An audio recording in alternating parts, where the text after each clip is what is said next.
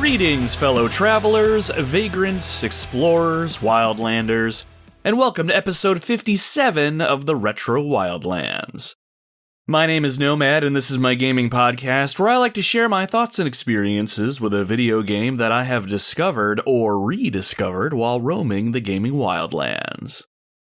Thank you very much for tuning into the show today. Diving into new-to-me retro video games is always a blast, but the whole experience is infinitely better when you're along for the ride with us.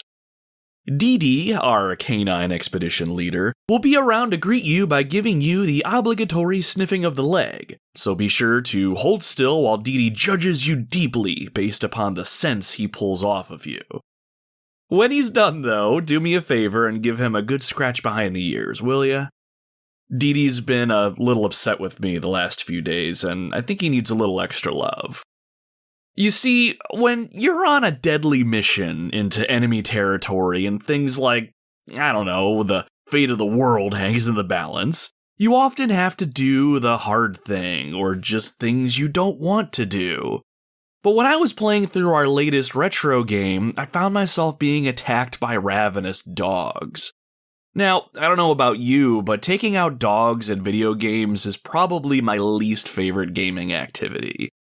Whether in a retro game or a modern one, I always wince just a little bit on the inside if I have to take out anything of the canine variety. But at the same time, you may not have a choice, and your success depends on you doing that hard thing.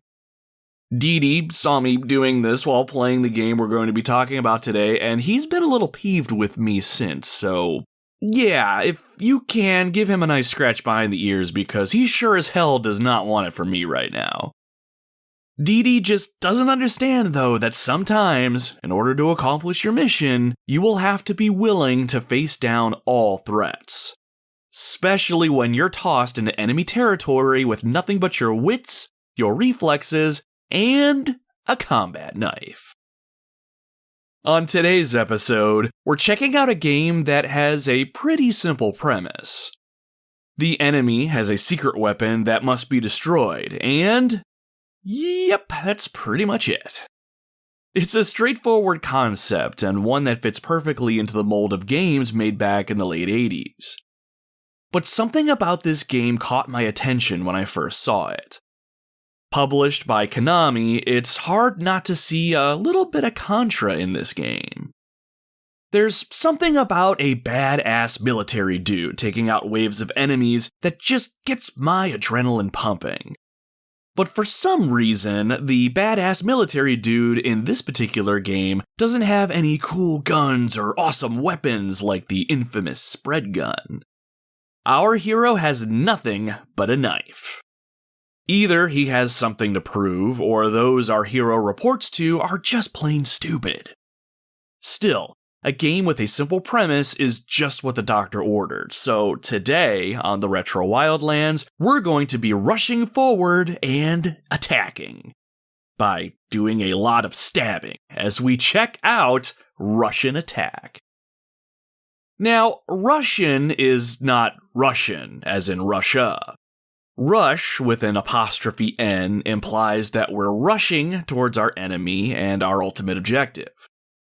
After World War II, the world was more or less split in half, the East and the West, the United States and the Soviet Union. The Cold War era was still going on when Russian Attack was originally released in arcades in 1985, though it was known as Green Beret in Japan and Europe. Changing the name of the game to Russian Attack in North America is an obvious play on words used to leverage the idea that Russia is bad. It's never said what enemy nation you're fighting against in this game, but you can assume the developers wanted you to think you were fighting real-world bad guys. But really, the name of the game is pretty fitting.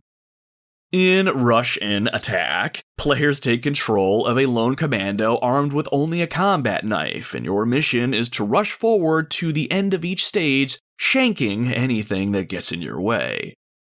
You are constantly moving, and the game is throwing everything it has at you in order to thwart your advance. Along the way, you'll find enemy weapons that you can seize in order to give you a temporary advantage. But the things that you'll need the most in order to come out on top are quick reflexes and nerves of steel.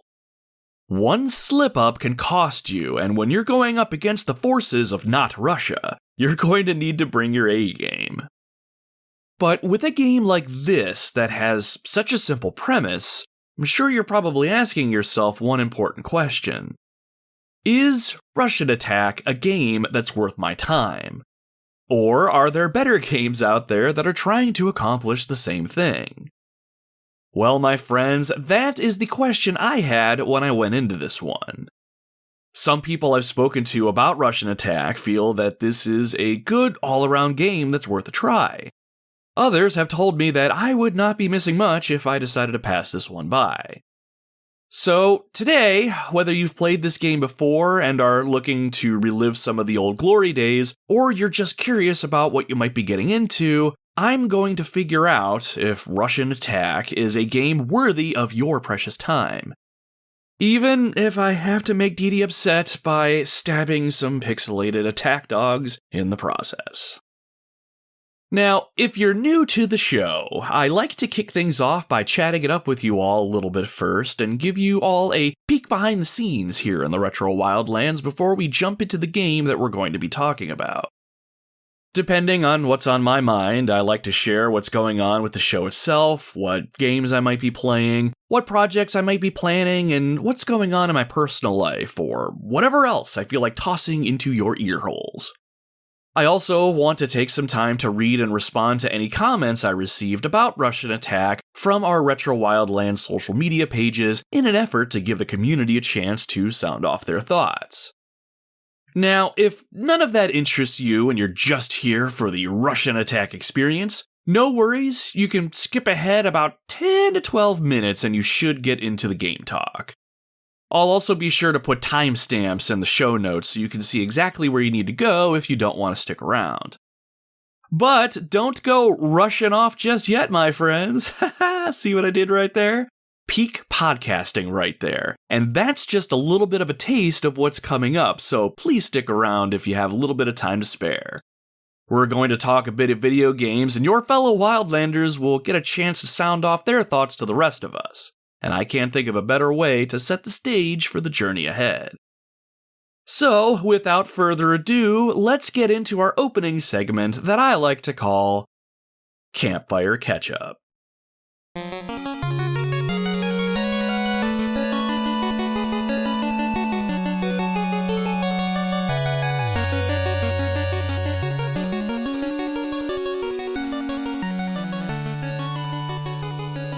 So putting out this episode of the show took a lot longer than I was anticipating, and I really only have myself to blame for that.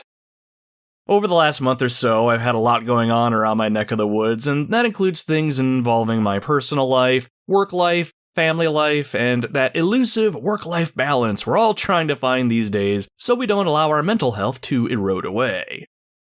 If I ever had a superpower of any kind, it would be to not require sleep so I can just keep plugging away at projects and partaking in all the things that make me happy.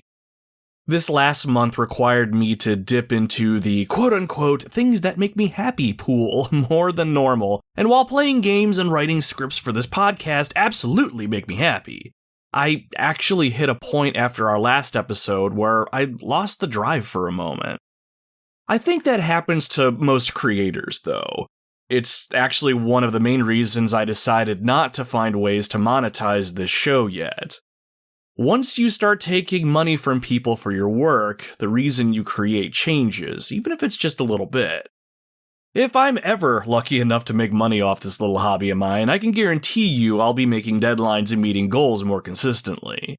I mean, you'd potentially be a paying customer at that point, and I always want to make sure that you're getting your money's worth if you decide to throw it my way. But over the last few months, I've been dabbling in other areas of content creation as inspiration strikes me. Which has been nice, but with my limited free time, I tend to have to put the podcast on the back burner while trying new things, or if I just need a break in general. So needless to say, I've been keeping busy since we've gotten together last, and I have a lot to talk about. However, I'm going to blow through a lot of what's going on because Russian Attack is not a very involved video game, so the game talk portion of this episode isn't going to be too terribly long, and it would be odd if Campfire Catchup was longer than the actual game portion of the show. So, let's dive in and see what's going on around here, shall we? Alright, let's talk about some games. I've played through several games since we talked last, and I'm currently working through several others as we speak. First up, X-Defiant, the free-to-play first-person shooter from our pals at Ubisoft. I think I mentioned last time that I jumped in thanks to Bob, my buddy from work, but noticed the trophy list on the PlayStation for the game seemed fairly attainable, and I'm kind of a trophy/achievement whore at times. I did 100% of the trophy list for X-Defiant after about 20 or so hours, and while I didn't have a terrible time with X-Defiant, I didn't have a great one either. Happy to have played it, but will probably never play it again. Next, I decided that, for the Nintendo Switch, I wanted to play through a Nintendo exclusive that I could just chip away at in short microbursts. Super Smash Bros. Ultimate fit that bill nicely. I am not great at Smash, but I love to play it, and I decided that I wanted to complete the game's single-player adventure mode before I considered that game quote-unquote complete. I'm about 20 or so hours into it, and I'm just about done with it, so by the time we talk again, that'll be another game that I'll have considered complete. I wish I could be better at that game, and I wish more of my immediate friends played it, but I still have fun anytime I do partake, even if I partake by myself. After Smash, I felt a calling to finally play a game that I've been putting off for several years. And even thinking about it now, I'm not entirely sure where I got the urge to play it all of a sudden. But I can now cross Resident Evil Village off of my enormous backlog. There was a point a few weeks ago that Justine took the kids out of state for a dance competition that my stepdaughter was in. She and her team crushed it, by the way. So for several days, I had the house all to myself. After spending a few days working from home and cleaning the house top to bottom, I spent the last 2 nights binging RE Village, and, well, I had a great time with it, and I can see myself going back to it again, especially to play the Shadows of Rose DLC, but it wasn't really what I was expecting overall. Don't get me wrong, it was a great game, and I love Resident Evil games just in general by proxy. It was just, I don't know. I would love to talk to somebody about this game one of these days, but at least for now, I can finally say that I've played it. As a self-proclaimed borderline Resident Evil fanboy, Village was the biggest gap in my Resident Evil resume, so I'm just glad that one is done. So, if we're keeping score at home, that's 3 games knocked off the backlog, which is awesome. Now, since we've spoken last, I've been involved in a few creative endeavors. First, I ended up doing work over on our Retro Wildlands YouTube channel. I think I mentioned last episode, but I played through a charming little indie action RPG called Cat Quest. I liked the game enough that I decided I wanted to make a video review about the game, and that is exactly what I did. My review of Cat Quest is live as you're hearing these words, and I am very happy with how it turned out. I even made a pretty YouTube-ish thumbnail to go with it. At this moment, the video has about 130 views, which is about 130 more than I thought I would get, so it has been one hell of a motivator for me. The games I've reviewed so far, at least on the YouTube channel, may not be retro by most people's definitions, but they're games that I really enjoyed that I want to give their moment in the spotlight. So, to that end, the next video review that I plan to do is an awesome indie retro Metroidvania-style game that I played while I was on my yearly family vacation called Chasm. I probably sunk about 25 hours into Chasm all told, and even put the work in to get the Platinum Trophy on the PlayStation. The best part, though, I played this gem on my PlayStation Vita. I have to admit, though, that Metroidvanias, as amazing as they are, aren't normally my favorite genre of game. But Chasm was very fun, and it took some obvious inspiration from Castlevania Symphony of the Night, which allowed me to connect to it pretty quick. So if you're interested in my thoughts on that game, or the couple others that I covered on YouTube, please feel free to subscribe to the Retro Wildlands on YouTube. My goal is to get to work on a video for Chasm after this episode goes live, so in theory, should be in the works as you're hearing my words. I also decided to try my hand at live streaming over the last month. I know, I'm just doing all the things lately. I'm working my way through an indie retro RPG known as Sea of Stars, and I was more or less just playing the game off to the side. I had no intention of covering it on the podcast or anything. But one day, I was approached by Lindsay, who heads up a YouTube channel called LL Cool Games.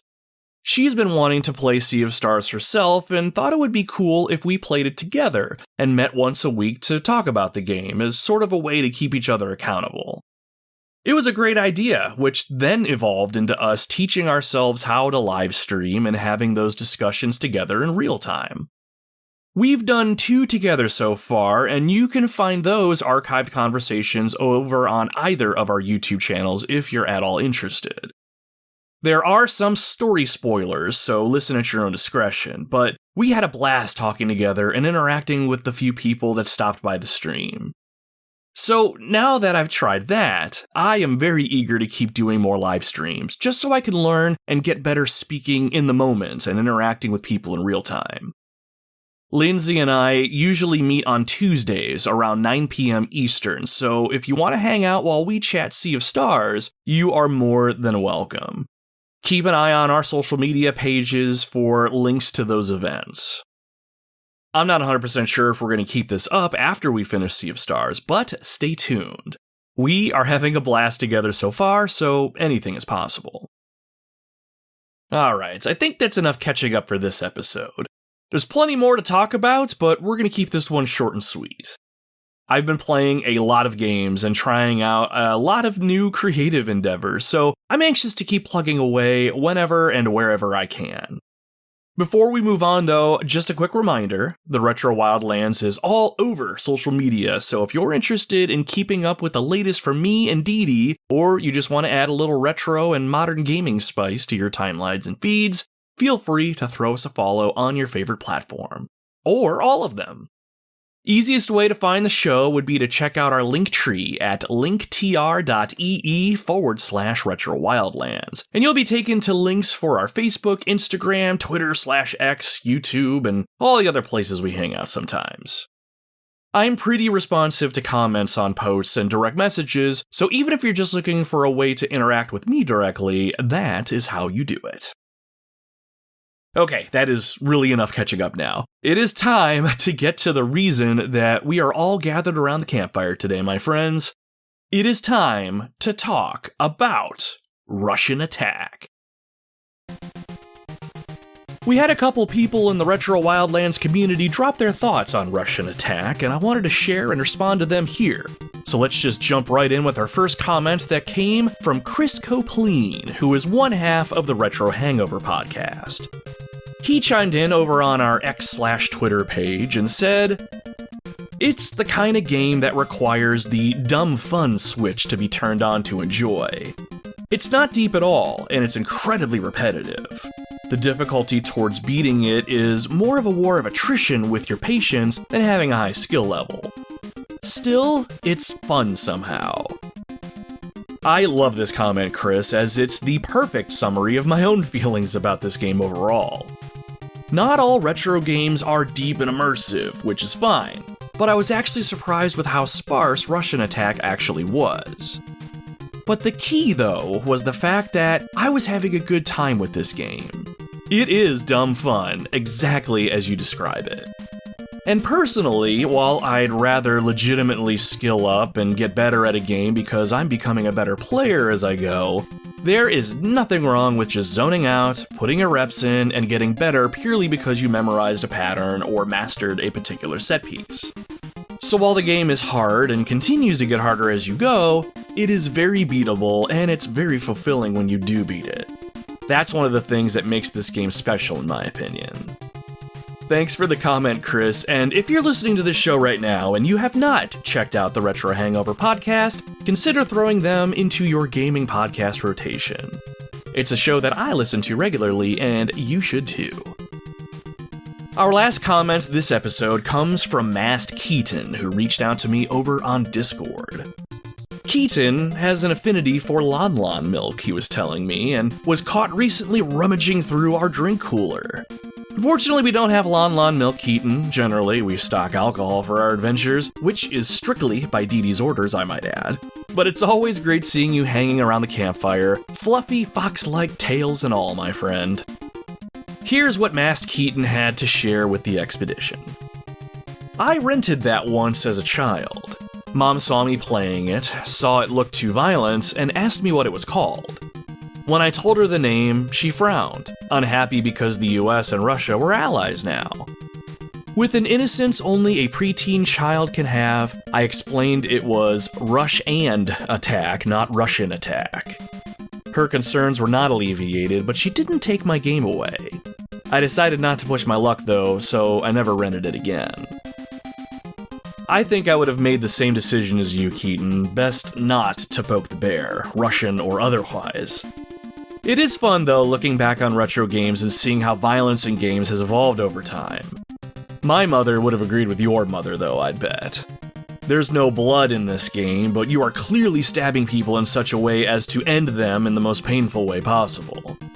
And while I think we can agree the naming of this game here in North America was very strategic from a marketing perspective, since it felt like we were all conditioned to be angry with the Soviets for such a long time, I do think it works and is appropriate.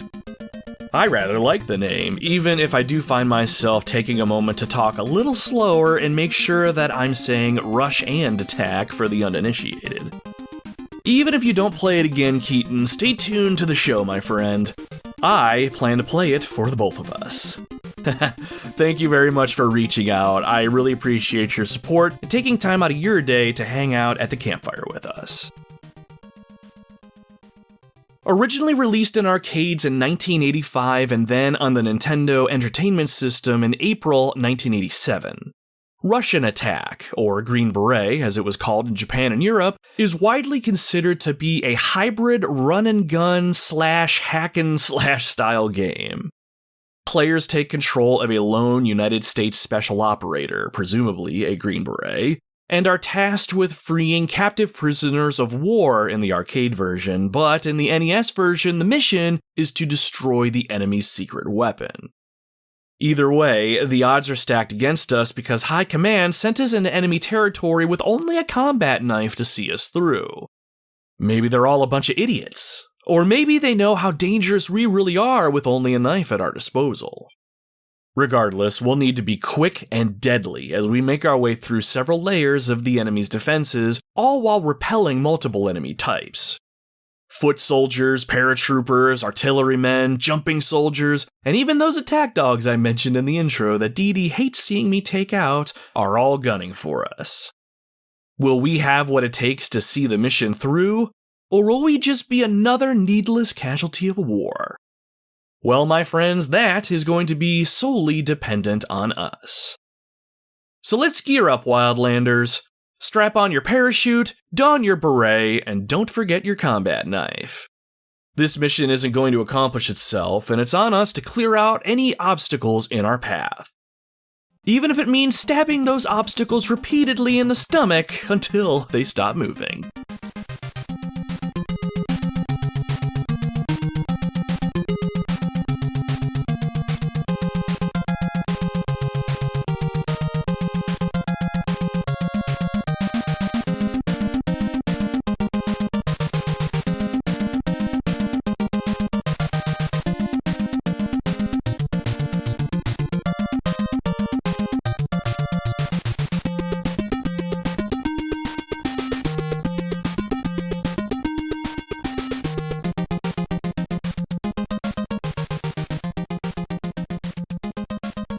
Growing up, I always thought about all the cool experiences I wanted to have, whether they could actually happen in real life or not.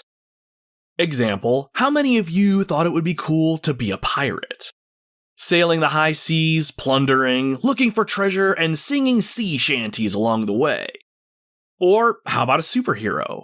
Someone who saves the day by defeating the villain and saving the city.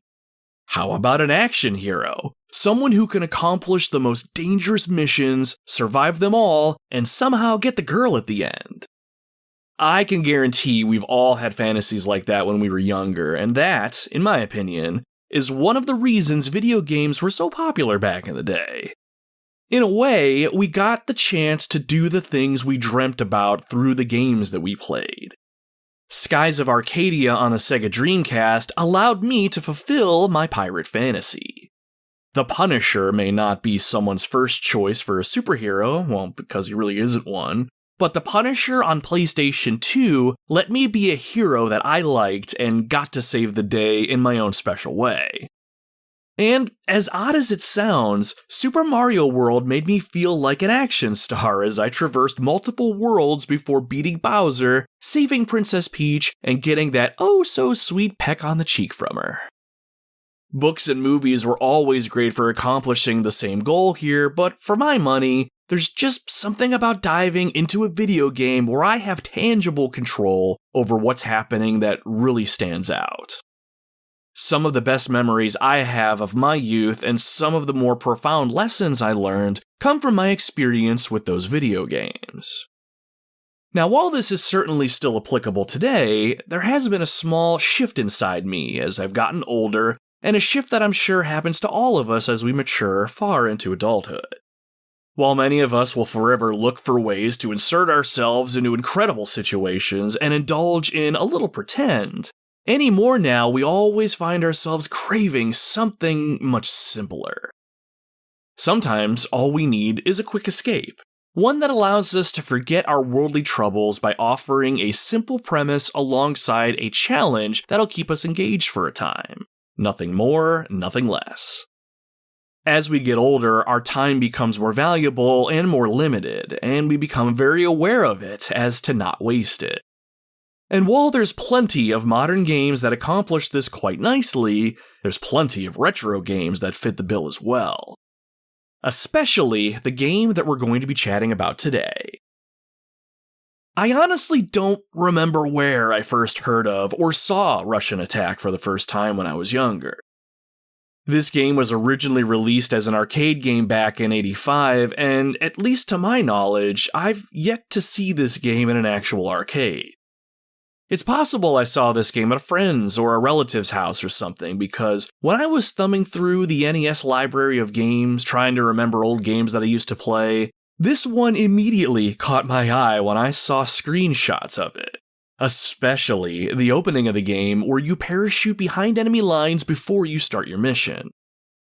I'm sure you listening have had that experience before, right? You know you've seen or heard of something, but you just can't quite place it. Regardless, Russian Attack was a game I knew I wanted to sit down with. On the surface, it had that adult game vibe like Contra used to give me, and I loved trying out games that were anything but Super Mario. Most of the retro gamers that I interact with know of Russian Attack, but not too many have played it, so I'm curious which side of the fence that you're on, dear listener. But now, as an almost 40-year-old, I finally sat down to see what all this rushing was going to be about, and I'm eager to share what this game is with you. So, that being said, let's start to peel back the layers a little bit and see exactly what it is that we're working with. So, what is this game? Russian Attack is a side-scrolling run-and-gun, hack-and-slash style game where players take control of a lone special forces operative whose mission is to assault an enemy base and destroy their secret weapon. Period. End of story summary. Across 6 stages of play, you're going to come face-to-face with multiple enemies who are going to stop at nothing to either shoot you, kick you in the face, or touch you until you die a nasty death. It'll be up to you to reach the end of the stage alive, but it will not be easy. Instead of giving you the best equipment and gear available for such a large mission, your leaders felt as though you could accomplish your mission with practically nothing, because all you have at your disposal is a combat knife. Now, that sounds worse than the game actually is, I promise, but you do have to wonder, how is this game going to make itself fun? Will it even? Because those of us who have played Contra before can tell you, that game was fun as hell, and it was all thanks to all the awesome weapons and power-ups that we found along the way. I can guarantee some of you right now thinking about Contra are thinking about that spread gun right now, aren't you? So, does Russian Attack have any awesome weapons and power-ups? Kinda. You can find a rocket launcher that drops from certain enemies, which is pretty cool. You can also come across hand grenades, which are also cool. There was a flamethrower in the arcade version, but that didn't make it over to the NES version, so that's a bit of a bummer. In the arcade version, it looked like it was actually searing the flesh off the bones of your enemies, so I'm assuming Nintendo wanted no part of that. However, the NES version does have two unique items that are exclusive to the NES. One is a handgun with unlimited ammo, which is really badass when you can get your hands on one. You can only use it for a limited amount of time, so as cool as it is though, it doesn't last forever. And since we're playing a Nintendo game, it would not be complete without an invincibility star. So yeah, you don't just have your knife, you're able to procure some enemy ordnance and turn the tide every once in a while, but is that and the simple overall premise enough to hold this game up, and is it worth your time? Or is Russian Attack just discount Contra? Well, my friends, since there really isn't much story to speak of, I vote we dive right in. Let's grab a copy of Russian Attack, slide it into our Nintendo Entertainment System, and see what this experience is all about. As soon as we hit the power button, and provided our game cartridge doesn't need to be blown on to get it going, the title screen appears. On screen, we can see the Konami logo at the very top, and underneath that, the words Russian Attack are visible in blue letters. In the middle of the screen, we get the option of 1 or 2 players. Ooh, 2-player option. The arcade version only allowed 1 player to go it alone, but if you wanted to play with a sibling or that creepy neighbor kid, you could take on the enemy as a team of 2 commandos. I never got a chance to experience this game with PAL, so I can't speak to the 2-player experience, but I'm sure it was fine. But I have to assume the 2-player experience is a lot like Contra. Sure, it was fun blowing things up with a pal, but your pal needed to be reliable and focused. Games like Contra and Russian Attack aren't easy, and there's no room for players bringing anything less than their A-game. But since it's just us, let's select player 1 and get this mission started. On the next screen, we're treated with an opening movie that's also unique to the NES version of the game. It's nighttime, and we're shown inside the enemy base, but beyond the wall, we can see a vast mountain range as well as lights from what I assume is a neighboring city. It does look a little disjointed even for 8-bit graphics, but it's a nice little scene to look at. In the star-filled sky, we see a green transport helicopter come in on screen from the right-hand side. We can see someone jumping from the chopper, and almost immediately a parachute can be seen as a lone soldier clad in blue makes his way to the ground. As the helicopter heads off screen, several words appear. Your mission: destroy the enemy's secret weapon. Good luck!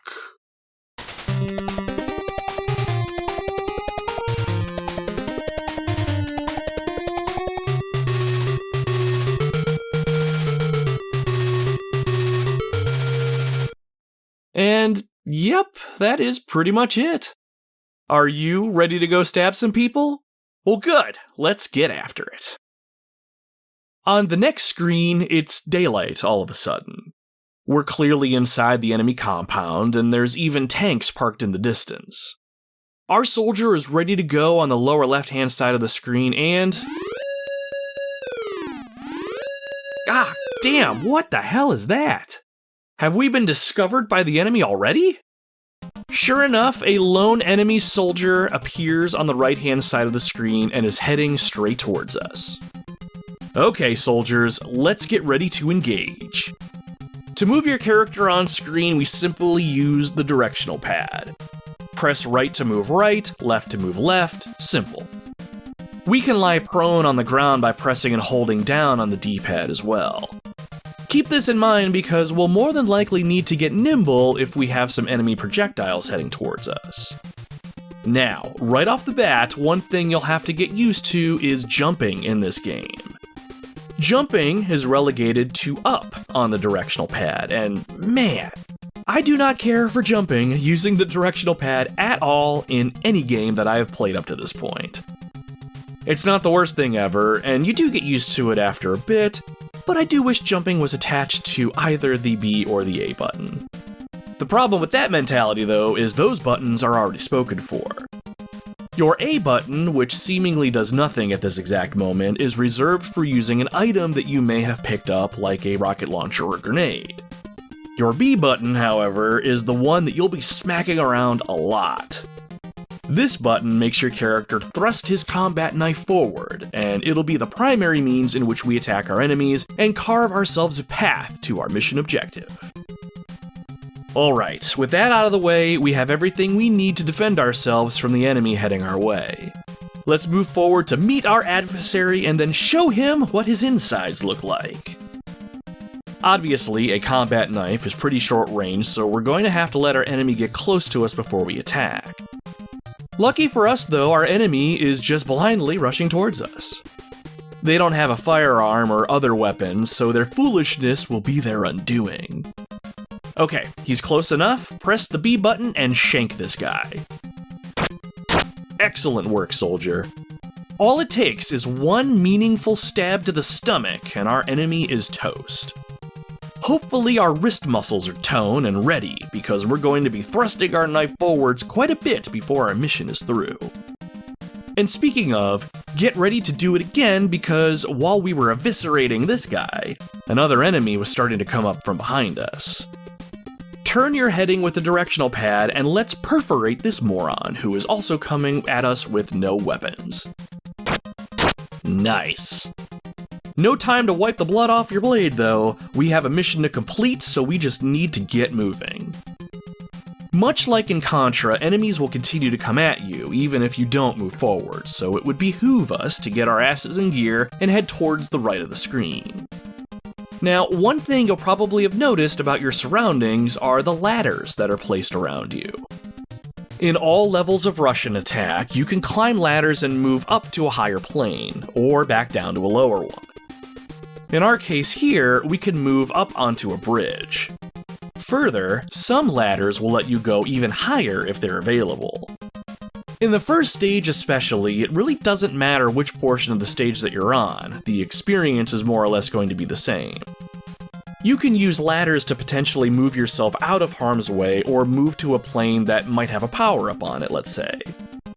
All you have to do is hold up or down on your directional pad for your character to latch on and climb up or down.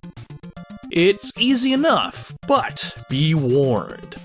Much like the stairs in the original Castlevania, ladders in Russian attack can be extremely dangerous and can spell our doom if we don't pay attention to them and use them properly. We'll find out what I mean soon enough. As we continue on, let's ignore the ladders for a moment. Keep pushing forward because coming up, there's going to be a new enemy type that we want to be on the lookout for as we progress. Nice, doing good, soldier. Up ahead, there he is. Just ahead, we'll see an enemy soldier prone on the ground. He's in a tan uniform, and whenever you see this enemy type, do your best to end them quickly with a swift stab. When you kill this particular enemy type, they'll drop a power-up or a weapon for you to use and make your life a little easier. The funny thing, though, is I noticed this enemy only drops an item if you stab them. Killing them some other way doesn't seem to have them drop an item, so keep that in mind. Anyway, you can either lie prone yourself by holding the directional pad down and attacking so that you stab the enemy in the face, or you can let the enemy get to their feet and then shank him the old-fashioned way. Excellent.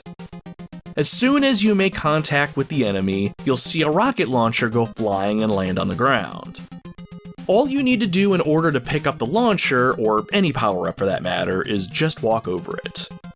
Let's do that now and upgrade our offensive capabilities. Perfect. The rocket launcher will be seen slung over our shoulder, and heaven help the poor bastards fated to die at the hands of this weapon.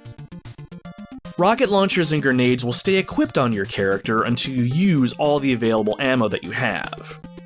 You have 3 rockets to use, and you can see that indicated at the top of the screen.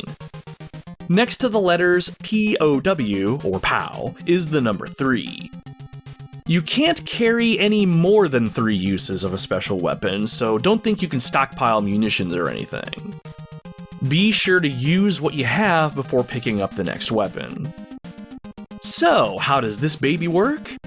Now that you have the rocket launcher, the previously useless A button is what you press. Pressing it will launch a rocket out in front of you. One of the first rules of combat is to test your equipment, especially any weapons procured from the enemy. So let's use the rocket launcher now and see how she performs. Ah, perfect! We have 3 enemies coming at us from the front. Hit your A button and let's watch the carnage. Nice!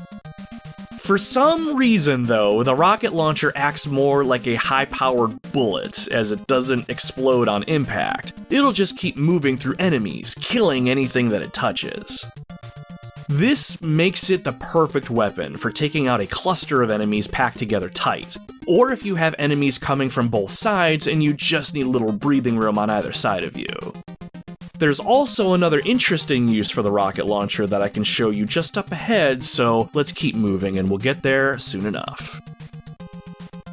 As we keep pressing forward, the background of the stage changes a bit and we start to see some enemy missile platforms in the distance, as well as some military trucks packed with missiles of their own that we can jump on if we want. The enemy nation of not Russia is certainly armed to the teeth, and given how many people we've shanked up to this point, this is no small enemy force that we're dealing with. Good work, soldier. Remember, stay vigilant. Uh-oh, what's that on the ground up ahead? Little white circles with a light on the top. Looks like the enemy has landmines laid directly in our path. Crap, those are gonna slow us down big time. Enemies are always coming in to kill you, and if you let them overwhelm you and take your focus off the ground in front of you, one of those landmines is going to end us, and we certainly cannot have that. We need a plan. We need... Whew, that was close. Good job keeping a lookout behind us, soldier. Anyway, there's 2 ways we can get past landmines. First, we can jump over them. If you press up on the directional pad, your character will jump straight up. However, if you press up and to the right on the D-pad together, you'll basically make a forward jump, allowing you to sail over one of the mines. The mines are spaced far enough apart that we'll need to do this 3 times to jump over the 3 mines, so just watch your footing as you land and make sure you don't step too far forward before jumping again. It sounds more complicated than it is, so I'd say let's give it a go. Are you ready? Okay, move forward. Jump. Nice, you made it. Now, jump again. Okay, doing great. Ah, shit! Several enemies have come up behind us while we've been jumping, so turn around, watch out! Damn it! Like I said, the enemies in this game are pretty persistent, so we need to keep our eyes out behind us as well as in front of us at all times. One touch from the enemy or an enemy's bullet is all it takes to put us down, and then we lose a life. You start with 3 lives, and you can accumulate more as you increase your score, but let's do our best not to use any more lives if we can help it. We have a long way to go, and this is only the first stage, alright? Anyway, dust yourself off and let's get back to it. Anytime you die and start again, you do lose some progress in the level that you're in, and you can be sent back quite a ways. I never noticed if there are any hard checkpoints or anything as you go, but I was only ever sent back to the beginning of a level if I hadn't gone too far out yet. While dying is inevitable as you learn the game and the enemy types, I never felt like you were penalized too hard. You were sent back just far enough to retry the area you failed and move past it pretty quick. So, speaking of, we aren't quite at the beginning of the level, but we're kinda close. Let's use what we've learned so far to get back to those landmines. Just be sure to grab that rocket launcher again. I have another method to show you when it comes to getting past those mines.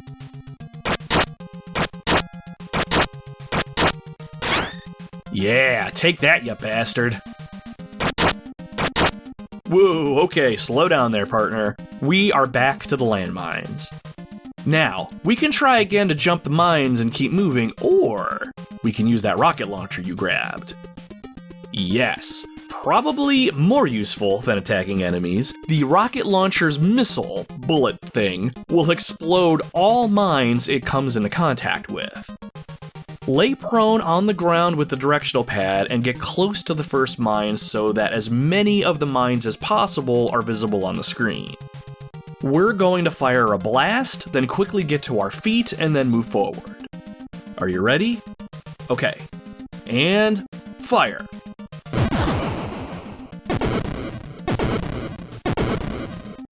Hell yeah, look at that thing!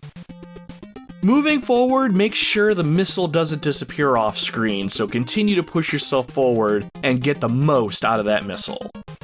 Any mines we touch are gone, and any enemies stupid enough to come at us from the front are toast. While the rocket launcher is a great way to cut a swath through your enemies, it is much more useful clearing out landmines. Continuing on, we'll eventually see a new enemy head our way. This one looks like a regular soldier running towards us, but he's clad in a mostly red uniform. I wonder what his deal is. Quick, check his hands. Nope, no weapons. Maybe he takes one more stab to kill or something. Whatever, let's take him out so we can keep moving. Alright, here he comes. Get ready to stab. And now. What in the actual hell? The red soldier, just as you stabbed, jumped forward and is trying to drop kick us in the mouth. What is this? Quick, see if you can jump up and... Son of a bitch! Now the enemies can jump attack? Damn it! We're going to have to make sure we keep an eye out as we move forward. If these guys are mixed into the fray, it's going to be tough keeping track of who's just going to run straight at you and who's going to try and John Woo your ass into the ground. Anyway, dust off and let's try again. While you make your way back to the spot you got your teeth knocked out, I did want to share a thought I had. If it's not inherently obvious at this point in our journey, Russian Attack's gameplay loop is very, very simple. Move forward, stab the enemy before they touch, kick, or shoot you, and that's pretty much it. If you happen to skip the intro of the show, Chris from the Retro Hangover podcast described this loop perfectly. It's dumb fun, plain and simple. Now, the loop here isn't one where you can shut your brain off completely, though. As more enemies and different enemy types appear on screen, you have to start running some on-the-fly decisions through your head. Can you stab all the enemies coming in front of you before turning around to take out the jump kick soldier coming up down your rear? What about the soldier over there who has a gun? How are you going to keep your rhythm up while also dodging a projectile? It might not be the best comparison, but playing Russian Attack for me was a lot like playing a rhythm game. You sort of fall into a state of mind where you're constantly looking for the next command or action you need to take, and once you execute that command or action, you have to already be looking at what's coming down the line next. That in and of itself can be very fun, depending on how you like to play your games, and it can be very rewarding staying alive when multiple different threats are trying to take you out all at once. Now granted, the game still is pretty hard, especially near the end game, but if you commit to the idea that Rush'n Attack is one of those get-good games on the NES and you're willing to put your reps in, there's not too much you can't do here. Alright, looks like you're back to that drop-kicking soldier, so let's talk about how to end him and tap dance on his corpse. So, the jumping soldiers will always jump right before you can get close enough to stab them. However, you can jump and stab at the same time, and that right there is the key. Now, you can stop, jump, stab, and you're good, but stopping to jump could potentially put you in harm's way, especially if you have any enemies coming up from behind. I recommend taking the enemy head on by diagonally jumping forward and spamming the hell out of the stab attack. That way, you can keep your forward momentum, kill the bad guy, and watch as he falls away while you superhero land gracefully back to the ground. Easy enough, right? Now, go ahead and take this guy out. Jump forward and swing away. Sweet, nice work. And don't you feel like a badass right now, too? The end of each stage in Rush'n Attack ends with a boss fight of sorts. In the arcade version, a military truck drives in from off-screen and enemy soldiers spew out and try to end you near the end of the first stage here. In the NES version, the truck is missing, but enemies will continue to spawn from the right side of the screen and head your direction. After passing through another minefield, eventually the screen stops scrolling. The end of the level is upon us, and the sound of an alarm signals the start of our very first boss fight.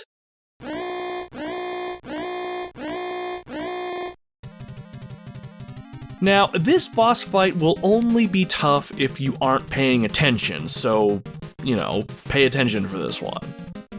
You'll have regular soldiers as well as those drop-kicking ones coming at you in clusters of 5 or 6 at a time. The only real trick here is making sure that you keep track of the jumpers, so you know when to jump and take them out without letting the ones on the ground touch you while you do it. There's no other secret than that.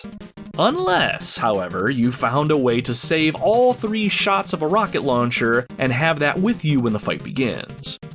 As long as you have one of those, you are golden. Just stand to the very left of the screen, wait until the entire wave of enemies are on screen, and unleash the dogs of war. Haha, see what I mean? You're probably not going to make a conscious effort to have a fully loaded rocket launcher at the ready at this point, but now that you know it'll make the first boss fight easier, see that you do next time. However you dispatch your enemies, once the last one is taking a dirt nap, the level ends and you're treated with a scene of your character scaling a chain link fence, heading closer to the main objective. The words, "Well done, first target overcome," pop up on screen, and you can sit back and relax for a moment and bask in your well-earned victory.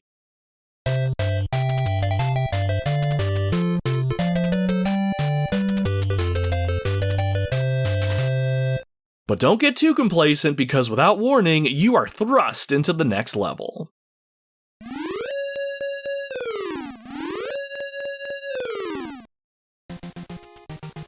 Now that we're out of the secret base's initial area, a marshalling yard of sorts, we make our way to the airfield. As we keep pushing forward and make our way through the game's levels, the difficulty will keep ramping upwards. Level 2 adds guard towers that will have enemy snipers firing bullets at you, and you'll also come across enemy soldiers on the ground that will fire bullets from their weapons. These ground-based soldiers are tough on their own, but if they happen to run underneath you, say you jump over them or you're on a higher plane than them, they'll actually turn around and pursue you. So while you need to stay close to stab them, you'll have to be careful they don't shoot you first. That would be a terrible way to go. With more and more enemies coming at you, there's one thing that really pisses me off about the gameplay in Rush'n Attack, and it starts to veer its ugly head here. as you progress through the game, the levels you're playing through are going to have more and more ladders for you to climb, which give you more opportunity to climb to higher levels. This is a good thing in a lot of ways because you can constantly change position and potentially give yourself a break from the enemy for a few moments. But, like I mentioned before, ladders are dangerous. For one thing, if you're climbing on them, you cannot attack, so you just need to make sure you give yourself enough time to scurry up a ladder so an enemy doesn't take you out while you're climbing. To climb up, all you need to do is press up on the directional pad. You know, the same button you use to jump.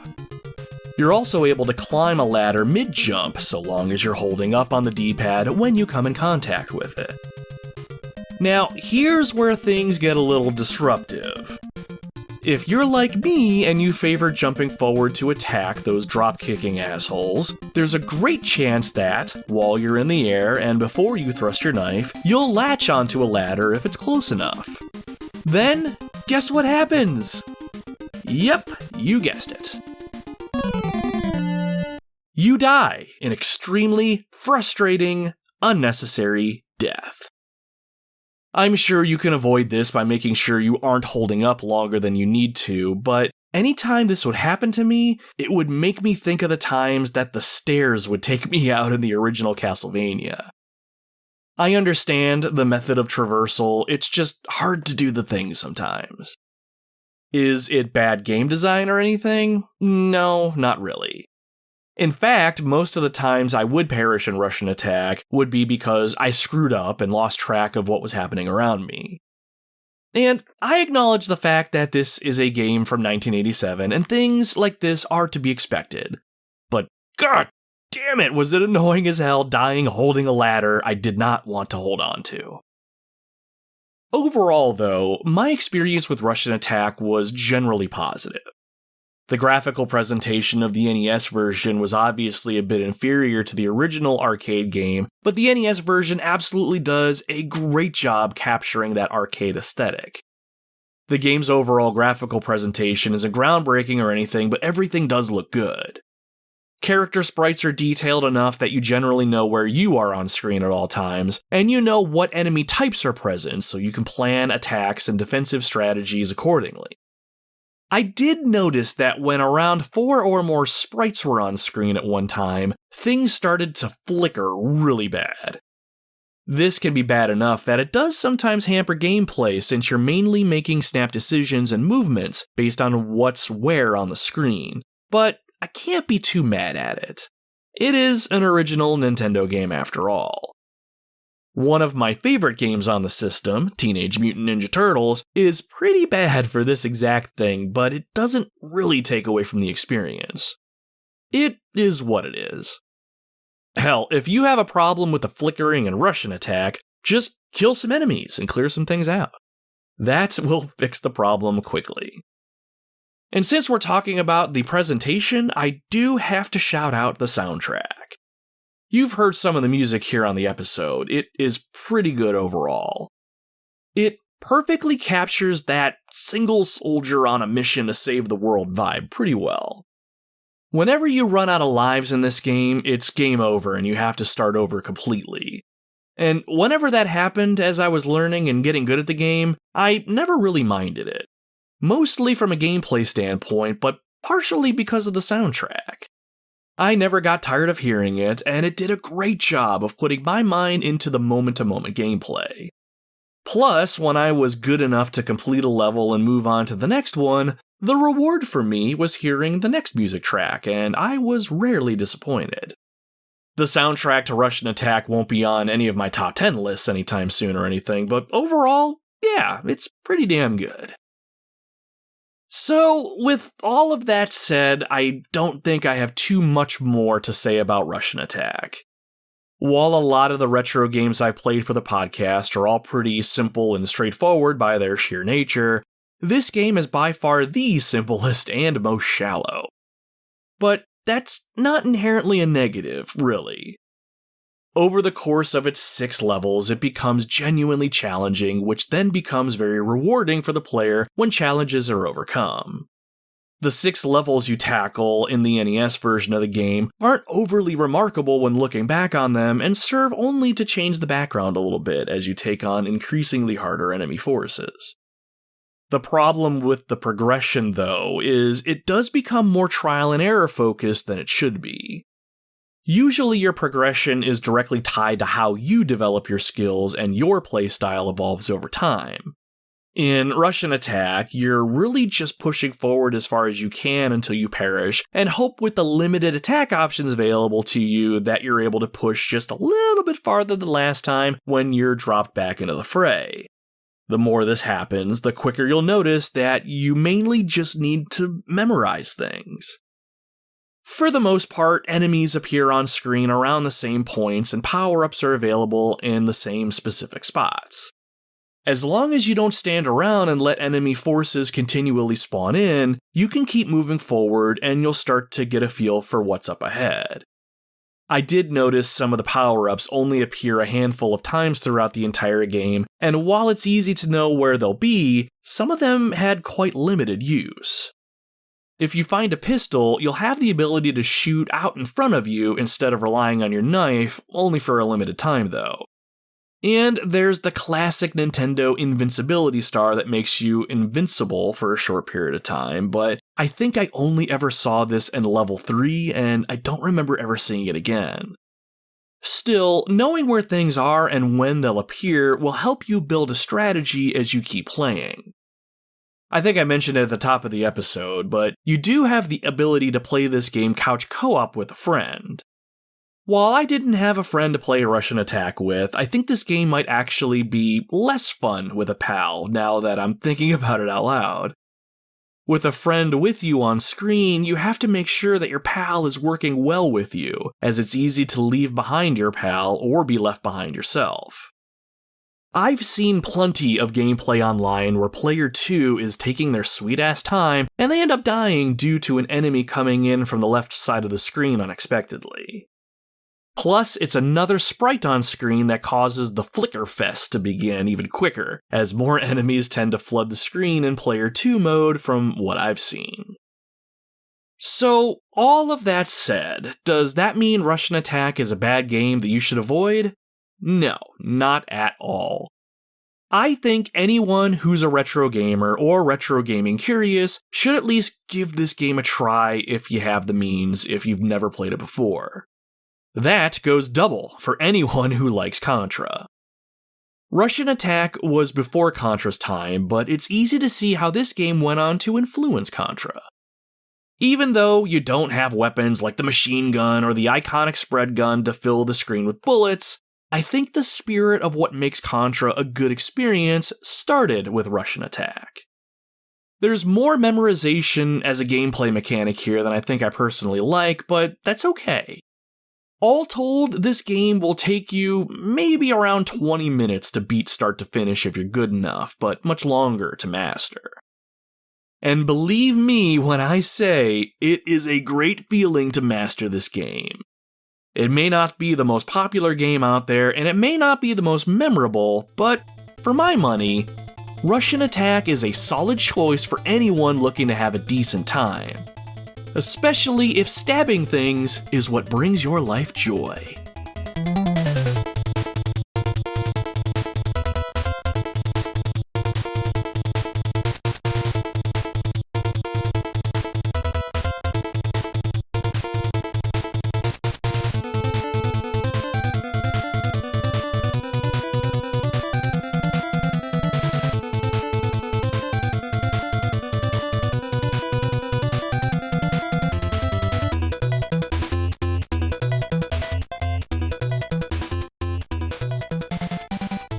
And that will bring us to the end of the mission, my friends. This has been episode 57 of the Retro Wildlands, Russian Attack for the Nintendo Entertainment System. Thank you very much for tuning into the show today. Originally, when I decided to play this game, I didn't know how sparse and barren it actually would be when I stepped back and looked at the whole experience from a distance. Still, I'm glad I decided to play this game and add it to the pile of other retro titles I would never have played if not for this podcast. Give this game a shot if you have a way to check it out. You aren't missing anything if you don't, but I really think the right person will get solid enjoyment out of this title. If nothing else, it's always fun to look back and see what gaming was like back in the day and how ideas evolved over time. Or if you're just having a bad day and need a quick way to detach and reset yourself, grab Russian Attack and stab all of your problems in the stomach. If you like the show today and you want to show it and myself some support, I would appreciate it if you subscribe to the podcast on your preferred podcasting platform. As I approach 40 years of life on this planet of ours, I continue to be inundated with my day job while keeping up with things in my personal life like feeding and watering my stepchildren, as well as maintaining the beautiful home my wife and I have built for ourselves. This podcast is purely a hobby that I enjoy whenever time allows, so there's no real release schedule for new episodes. At least not right now. One day I hope to get back to that. Until then, however, subscribing to the show will make sure you are informed the moment I publish something new, so drop us a follow if you want to keep traveling the Wildlands with me the moment we get the expedition back together. Now, if you really liked the show and have a few minutes to spare, I would love it if you could leave us a good review if you can. Spotify allows you to leave a star rating, whereas you can leave a written review over on iTunes, Good Pods, Podchaser, and Podcast Addict, just to name the ones I know you can leave a review off the top of my head on. Good reviews will help the show circulate to more listeners and show up in more search results, but more than that, I would appreciate knowing that you enjoyed the thing that I spent my limited free time making. I really enjoy this hobby and would love to keep building what we have so far. So if you have the time to let the world know I'm doing pretty good, I would appreciate it. But, as always, you are under no obligation to do so, my friends. Just the fact that you have decided to listen to my show this far, or at all for that matter, is much more than I could have ever asked for, so, above all else, thank you for being here. So, what's coming up next? I'm really on a Nintendo kick lately, and it's mostly thanks to the Nintendo World Championship NES Edition game that just dropped on the Switch. It has you speedrunning through parts of games like Super Mario Bros., The Legend of Zelda, Kid Icarus, Donkey Kong, Ice Climbers, Balloon Fight, and more. I'd say half the games featured on this title are retro games that I have never played before, and there's a couple that I am genuinely curious about now that I've had a little taste of them. I haven't decided what's next on the podcast just yet, but I am pretty positive it'll be a game that's featured on the Nintendo World Championships. Definitely stay locked in to our social media pages as I'll eventually let the cat out of the bag, whenever I decide what cat I want to put into the bag. And make sure, too, that you keep an eye on our YouTube channel as well. I'm fixing to add more video reviews of games that I came across in my gaming journey this year, and I would love for you to check them out. The Gaming Wildlands are teeming with possibilities, and I would love it if you were with us next time we set out to see what this world has in store for us. So be sure to head back anytime that you are looking for a little adventure. Until then, my friends, my name is Nomad, and you can find me roaming the retro wildlands.